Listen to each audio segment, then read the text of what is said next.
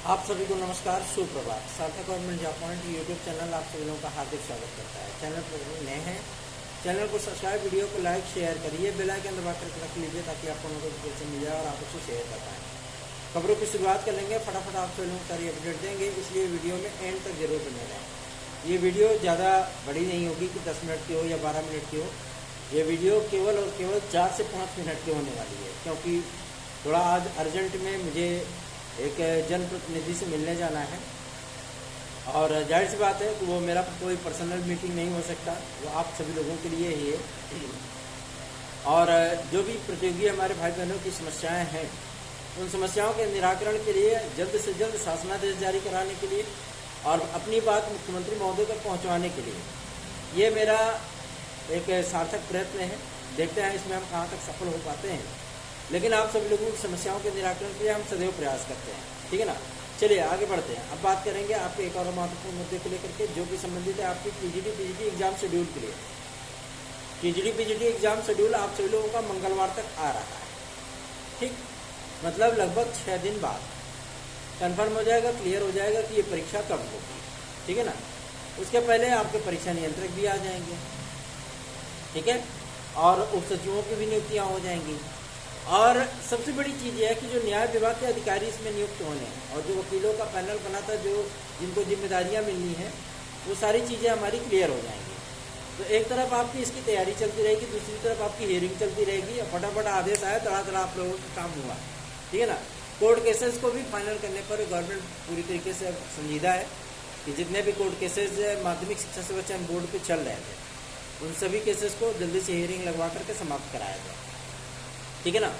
तो अब ज़्यादा दूर मंजिल नहीं, दिल्ली ज़्यादा दूर नहीं, ठीक है। और दिल्ली इसलिए भी दूर नहीं है क्योंकि जब रास्ते सुगम हो जाते हैं तो मंजिल आसानी से दिखने लगती है। और मैं आप लोगों को इस बात का यकीन दिलाता हूँ कि हम लोगों की मंजिल बिल्कुल हमें स्पष्ट दिख रही है, ठीक है। तो निश्चिंत बेफिक्र होकर के अधिकाधिक लोगों में वीडियोस को शेयर किया करें और लोगों को जोड़ें चैनल के साथ, ठीक है ना। और एक महत्वपूर्ण सूचना मैं आप लोगों को और भी दे दूं कि जीडीपीजीटी का नया विज्ञापन कब तक आएगा, ये भी चीज़ें आपकी क्लियर होने वाली है मंगलवार तक, ठीक है। कि इस वर्ष आपको विज्ञापन मिलेगा या नेक्स्ट ईयर मिलेगा, ये चीज़ें आपकी मंगलवार तक क्लियर होने चल रही हैं, क्योंकि मंगलवार को ही आयोग की महा मैराथन बैठक है, ठीक है। और इस बैठक में आप सभी लोगों में बता दूँ कि आपके एग्ज़ाम शेड्यूल से लेकर के, अहर्ता से लेकर के, नियमावली से लेकर के सभी चीज़ों पर स्पष्टीकरण विद्यार्थियों को दिया जाएगा। और जो कमेटी बनाई गई थी उसका फाइनल रिपोर्ट भी उनको भाई बताएंगे कि हाँ क्या चीज़ बोले थे, क्या चीज़ किए हो, ठीक है।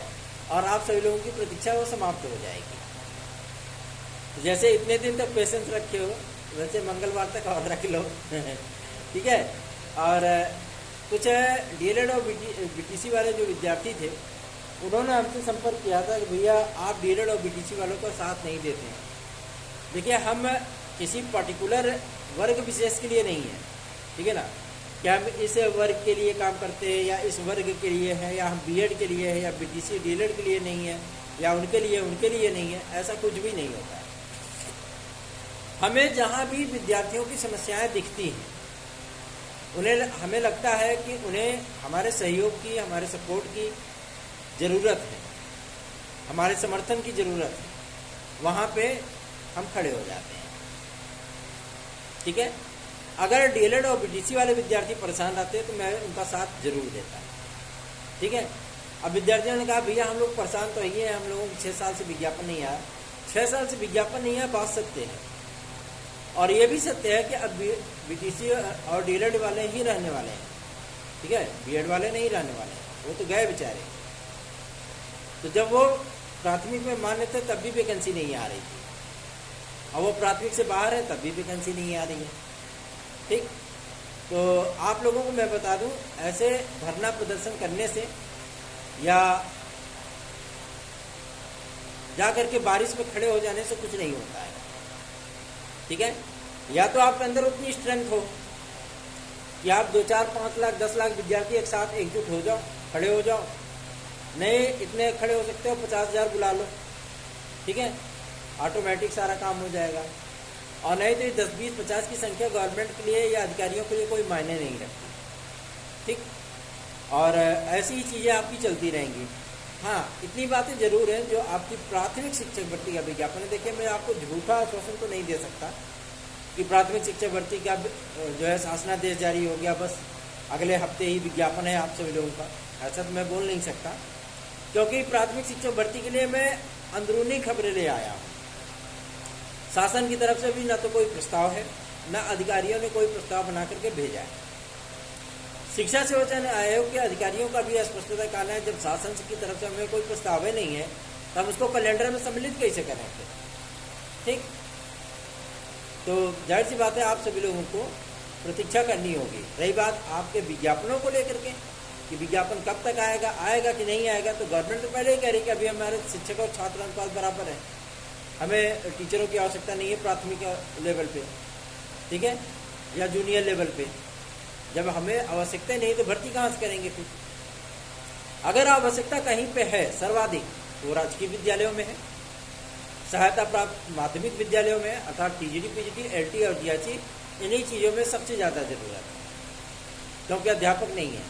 एक हम लोगों ने रिकॉर्ड जो है ट्रैक रिकॉर्ड हम लोगों ने निकाला था कि अमूमन जो प्राइवेट कॉलेज होते हैं, ठीक है ना, जो प्राइवेट विद्यालय होते हैं, मतलब जो वित्तविहीन होते हैं या जो क्रिश्चियन कॉलेज होते हैं, ठीक है, इंग्लिश मीडियम विद्यालय होते हैं, उसमें जो रिजल्ट का जो रेशियो होता है, जो प्राइवेट विद्यालय होते हैं, रिजल्ट का रेशियो हमेशा ही 98%, 99% होता है। लेकिन जो राजकीय विद्यालय होते हैं वहाँ पे रिजल्ट का रेशियो 10%, 7%, 6% होता है। जाहिर सी बात है, कहीं ना कहीं तो ये इशारा करते हैं ना, वास्तविकता में कहीं ना कहीं कोई कमी जरूर है, तो इस कमी को दूर किया जाए ताकि उसमें भी कुछ एडवांटेज मिल सके, है ना। इतने सारे पद खाली हैं, हमारे ही जिले में 3 राजकीय विद्यालय हैं। और सबसे बड़ी चीज़ यह है कि हमारे तहसील में ही एक जीजीआईसी कॉलेज है, गवर्नमेंट गर्ल्स इंटर कॉलेज, उसमें केवल 2 अध्यापिकाएं कार्यरत हैं। अब सोच लीजिए आप, केवल 2 अध्यापिकाएं, एक जीआईसी लेक्चरर है और एक इंटीग्रेट टीचर है। विषय आपके हाई स्कूल और इंटर के कितने चलते हैं? सोचिए, बच्चियां कहाँ पढ़ेंगी फिर, कौन पढ़ाएगा उनको? इसलिए वहाँ पे रजिस्ट्रेशन दिन ब दिन कम होता चला गया। भाई, कौन गार्जियन भेजना चाहेगा अपने बच्चों को ऐसे विद्यालय में जहाँ के अध्यापक ही ना हो? अब व्यवस्थाएं तो ऐसी होती हैं कि जो है विद्यार्थियों को पढ़ने से मतलब ही नहीं होता है। इसीलिए कह रहा हूँ कि आप लोगों का इंटीग्रेट जीआईसी, हम क्यों ज़्यादा जोर डालते हैं इंटीग्रेट जीआईसी और आपके टीजीटी पीजीटी पे?